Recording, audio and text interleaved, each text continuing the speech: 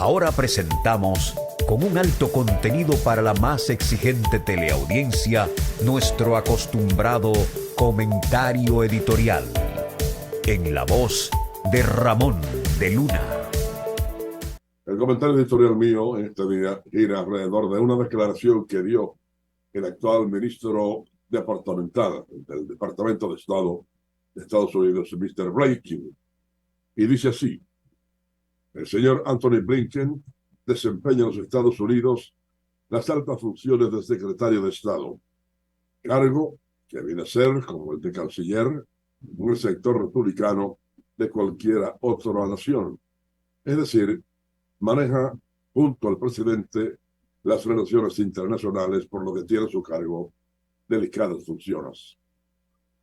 El señor Blinken ha aparecido en los titulares de los más populares diarios a nivel mundial tras una publicación de una entrevista cuyo texto ha sido reproducido por el Departamento de Estado, pues respondiendo a la pregunta sobre cuál es la mayor amenaza para la humanidad, si la guerra nuclear o el cambio climático, el controversial funcionario dijo ser partidario de que el cambio climático es realmente una amenaza mayor que aquello de la guerra nuclear.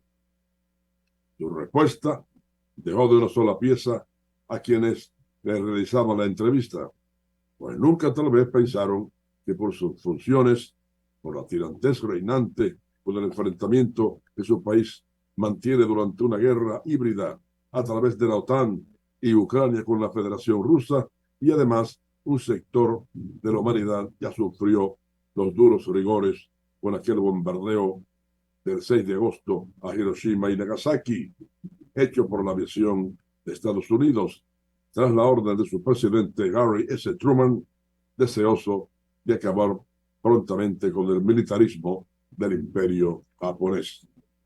Con el bombazo a Hiroshima, más de 150,000 de sus habitantes perecieron ipso facto y llegaron a morir unos 300,000 por los efectos posteriores de la radiación.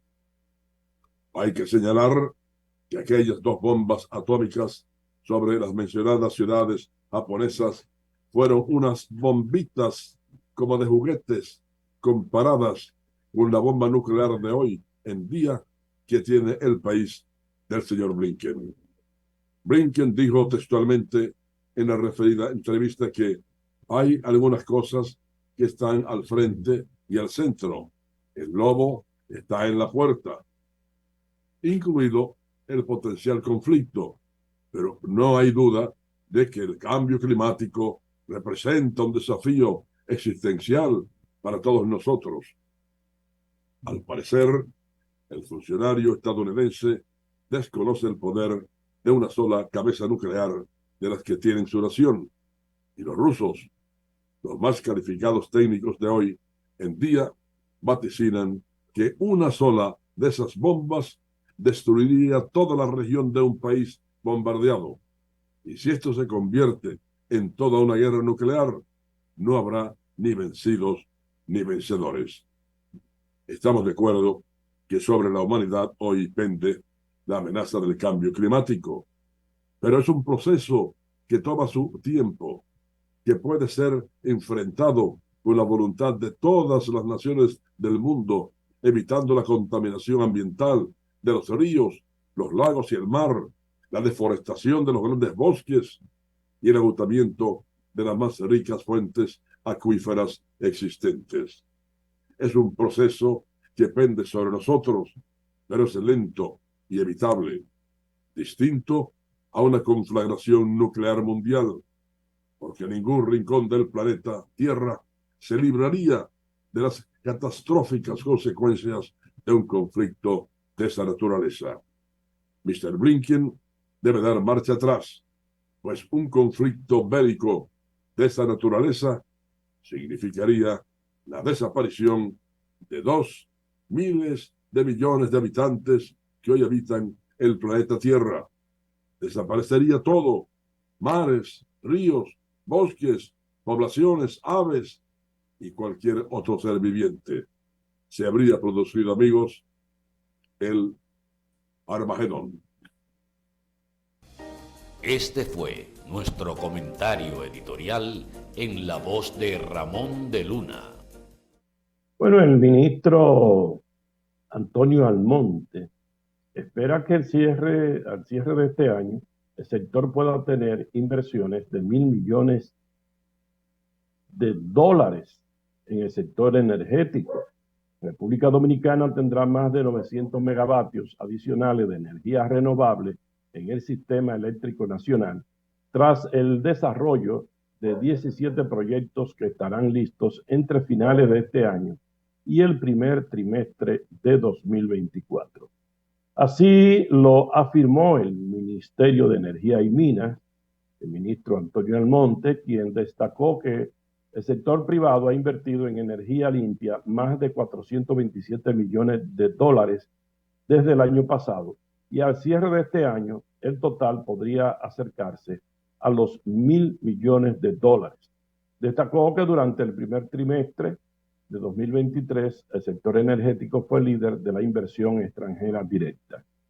De acuerdo a datos del Banco Central, en el primer trimestre esta inversión fue de $272.5 millones, encabezando la lista de sectores. El segundo lugar lo ocupa turismo con 272 millones y en tercer lugar comercio e industria con 182 millones. Vimos al presidente Nayib Bukele de El Salvador anunció su nuevo operativo en una guerra contra las pandillas de El Salvador, que incluye un cerco militar con 7.000 soldados y 1.000 policías en todo el departamento de Cabañas, en el centro del país. El objetivo es evitar la salida de pandilleros del departamento y cortar todas las líneas de suministro de los grupos terroristas, según agregó el mandatario salvadoreño en la red social X, anteriormente conocida como Twitter. Las autoridades de El Salvador han detenido a más de 70.000 presuntos miembros de bandas criminales desde marzo del 2022, cuando se declaró el estado de emergencia, luego de un aumento en los asesinatos relacionados con las pandillas salvadoreñas. Desde que el gobierno de El Salvador comenzó su guerra contra las llamadas maras, se han reportado casos de personas sin vínculos evidentes con las pandillas que se han visto atrapadas en los diferentes operativos y han terminado en prisión.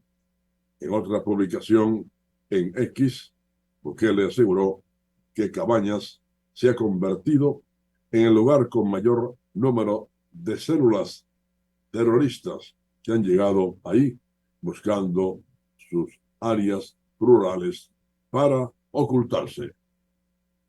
Bueno, entonces todo el que es sospechoso de ser pandillero y eso está preso en El Salvador, sin pasarle juicio ni nada. Es posible que haya muchas personas inocentes que hayan caído en esa drama inmensa que han hecho esta gente. Sí, que muchos también se hayan reivindicado y por tener su ficha salieron a buscarlo y lo metieron preso. Caramba, bueno.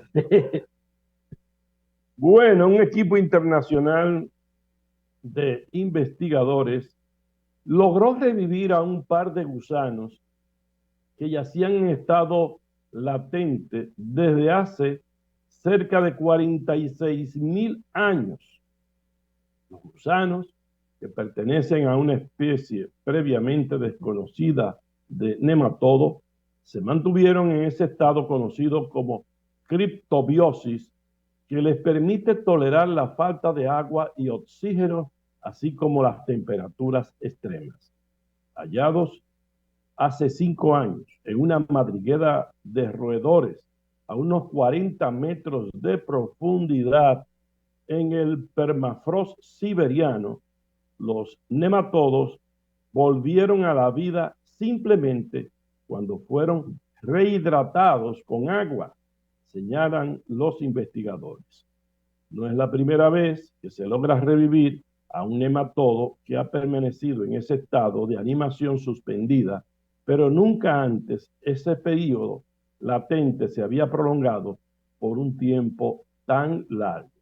Nadie pensaba que este proceso podría durar milenios, 40.000 años o incluso más, señaló Philip Schiffer, uno de los autores del estudio publicado recientemente en la revista PLOS Genetics y líder del grupo de científicos del Instituto de Zoología de la Universidad de Colonia en Alemania. Ay, santísimo, pero don Ramón, eso es un experimento y un estudio interesante. Muy interesante, muy interesante. 40.000 años, ¿eh? Y todavía vive, ahí petrificado, y un poquito de agua y eso, y revive. Revive. Bueno. Miren, señores, los esfuerzos por ayudar a los haitianos a sobrevivir en la violencia pandillera que azota su país sufrieron un duro golpe con el secuestro de una enfermera estadounidense y su hija, que anteayer martes, seguían desaparecidas. Unos 200 haitianos marcharon en la capital Puerto Príncipe para protestar por el secuestro ocurrido el jueves de Alice Dawsonville, de Nueva Hampshire, y quien trabajaba para la organización benéfica de cristiana El Roy Haití, y su hija Alice Dawsonville es esposa del fundador de El Roy Haití, Sandro Dawsonville. Las ONG con frecuencia son las únicas instituciones en funcionamiento en las anárquicas regiones de Haití, donde la violencia ha obligado a muchas de ellas a cerrar y salir, dejando a miles de personas sin acceso a educación o atención médica.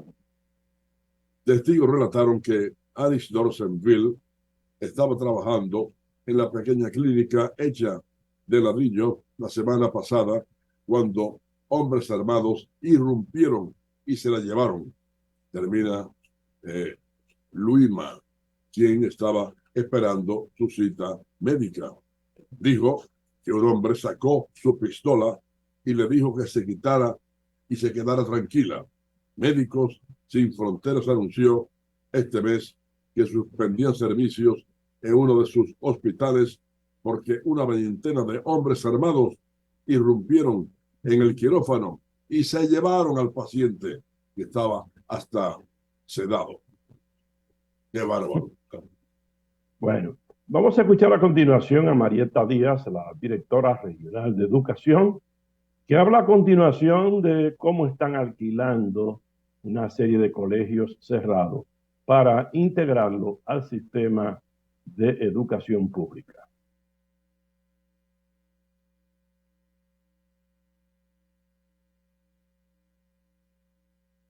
Para nuestros estudiantes y nuestros maestros, todo el personal, remozando los centros educativos, pintura, higienización, baño, electricidad, algunas áreas que hay que remozarlas, los techos, interviniendo los techos de los centros educativos, habilitando con mobiliario suficiente, y aquí en Santiago, para que ningún niño se quede sin cupo, es un programa intensivo de ir a los centros educativos a ver si hay o no, porque no se va a quedar un solo niño sin cupo. Hemos hecho algunas improntas, por ejemplo, alquilar estos centros educativos privados que están cerrados.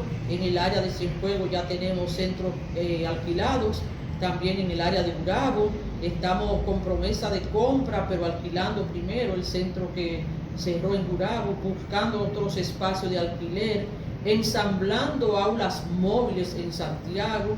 Ya en este momento se están ensamblando para que nosotros iniciemos un año escolar el 28 de agosto en condiciones favorables.